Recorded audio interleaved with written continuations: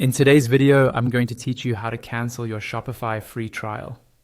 If you started a trial and decided it's not the right fit, or you just don't want to be charged when the trial ends, it's important to close things down properly. I'll walk you through every click on the Shopify admin so you can confidently cancel your trial and avoid unexpected charges. First, log into your Shopify admin dashboard using your usual login details. Once you're on the main admin screen, look at the lower left corner. You'll see a menu with several options, and one of them is called Settings. Go ahead and click on Settings. This will open a new page with a list of different settings categories on the left side. From that left panel, find and select the option labeled Plan.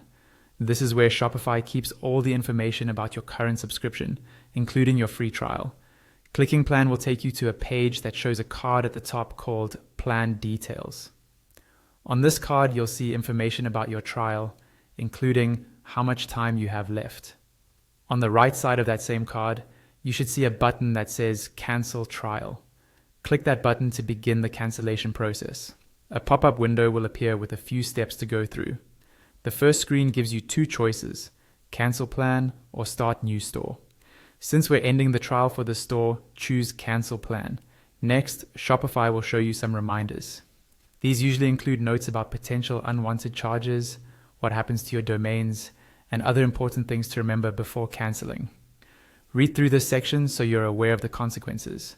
When you're ready, check the box that says something like, "I've reviewed the information above." Once that box is checked, click the Continue button at the bottom right of the pop-up. On the following screen, Shopify will ask you to choose the main reason you're closing your store.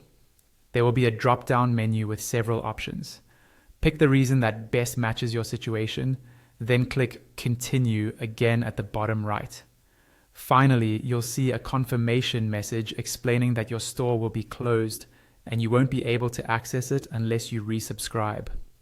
It will also mention that your data will be saved for a certain period of time.